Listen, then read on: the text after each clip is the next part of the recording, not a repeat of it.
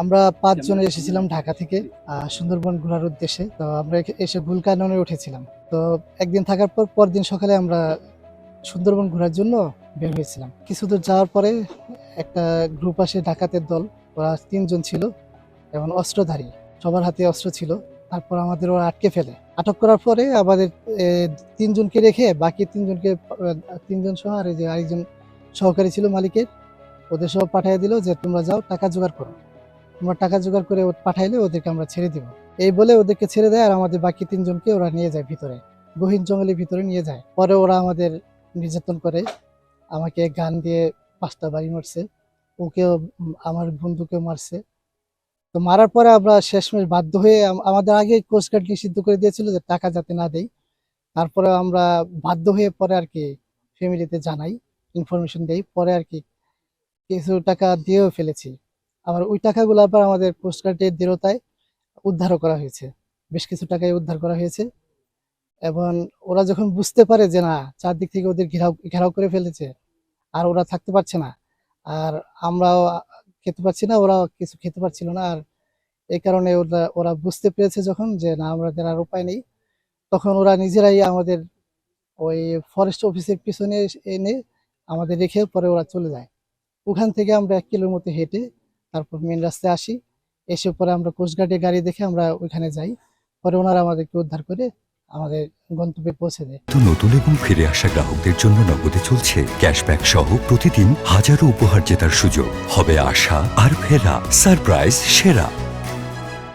গেস্টদের নিয়ে যখন ঘোরাতে যাই তখন একটা খালের মুখে আমরা ওই ছোট চ্যানেলে ঢুকবো, কিছু দূর ঘুরে দেখে আসবো। এর মধ্যে আমাদের আটকে ফেলেছে। ওদের ৩ জন লোক ছিল, ৩টে পাইক গান ছিল, 2টো দাও ছিল। এই নিয়ে আমাদের আটকে ফেলেছে। ফেলে বলে তোরা ভিতরে জল, আরো ওই ক্যানেলের উপরের দিকে নিয়ে গেছে। নিয়ে একটা স্থানে নামিয়ে আমাদের সবার নামাইছে।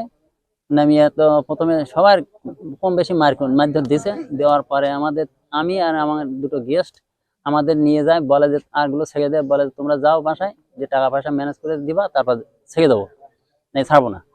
এখন যেহেতু আমি কটেজ দেখাশোনা করি, আমার পরে প্রেশার বেশি, আমার 20 লক্ষ টাকা দিতে হবে। এই দেওয়ার পরে ভিতরে নিয়ে যেয়ে মুখ বাঁধে এবং হাত বাঁধে 2 জন 2 দিক থেকে পিটাই বেদাম পিটান। আমি আর সহ্য করতে পারিনি। তখন আমি 1 লক্ষ টাকা ফোন দেওয়ার দাবি স্বীকার করলাম। হবে না, 20 লক্ষই দিতে হবে। কারণ আমি তো চিন্তা করি আমার মাথা খারাপ, 20 লক্ষ টাকা দেবো কোথা থেকে, আমার তো সে কোনো ক্যাপাসিটি নেই। তারপরে আর কি আমার বাড়ি ওরা ফোন দিতে লাগে আমার মেয়ের কাছে। আমার মেয়ে 1 লক্ষ টাকা গুছিয়ে পাঠিয়ে দেয়। দেওয়ার পরে মারটা একটু কম করলো। কম করার পরে তারপরে আমরা 1-2 দিন থাকার পরে ওই রাত্রে ওই বনের মধ্যে থাকি। রাত্রে দিনের বেলায় বনের মধ্যে হাঁটাচলা করাই। তারপরে চারিদিকে প্রশাসন বিভাগ যখন ওদের আর কি আটকে ফেলার একটা চিন্তা ভাবনা করতে পারে, আটকে ফেলিয়েছে, তখন ওনারা আমাদের একটা সাইডে নিয়ে যায়, তোদের ছেড়ে দেবো আজকে। তখন গাজী ফিস বলে একটা জায়গা আছে, আমাদের সেইখানে রাত্রি নিয়ে ছেড়ে দেয়, তোরা চলে যা। তারপরে আমরা ওই গাজী ফিসের পাশ দিয়ে মেইন রোডে আসি, আসে কোস্ট গার্ডের গাড়ি পাই, সেই গাড়িতে করে আমরা চলে আসি। নৌকা নিয়ে আশেপাশে ঘুরতে যাই আর কি। একটা লেকের ভিতরে ঢোকার পর কিছু পরেই আমরা একটু সামনে যাই।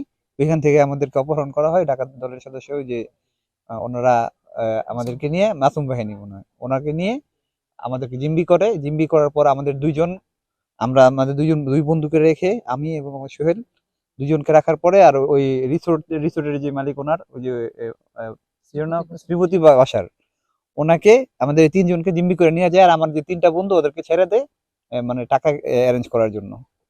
অ্যারেঞ্জ করে পাঠালে আমাদেরকে ছেড়ে দিবে এটা বলে আমাদেরকে বনের ভিতরে নিয়ে যায়। ওইখানে আমাদেরকে 3 দিন রাখে। 3 দিন রাখার পর ওই যে গতকালকে মানে আমাদের এই যে কোস্ট গার্ডের সহযোগিতায় আমাদেরকে এক সাইডে এনে রাখা ওরা পালায় যায়। আমাদের মোবাইলে টাকা পয়সা যা আসলে সব রেখে দিচ্ছে। তো হ্যাঁ, আমাদেরকে তো নির্যাতন করছে, টাকা টাকা পাঠানোর জন্য, টাকা নেওয়ার জন্য আর কি আমাদেরকে ভিতরে নির্যাতনও করছে।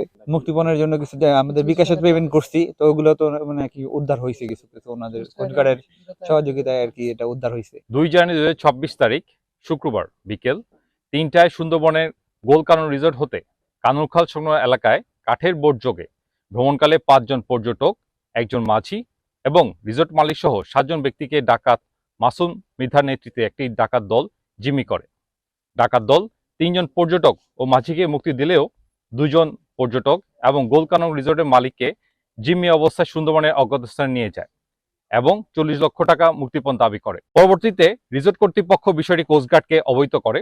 প্রাপ্ত তথ্যের ভিত্তিতে কোস্টগার্ড, নৌবাহিনী, পুলিশ ও র্যাবের সমন্বয়ে সুন্দরবনের বিভিন্ন এলাকায় সাহসী অভিযান এবং গোয়েন্দা নজরদারি জোরদার করা হয়।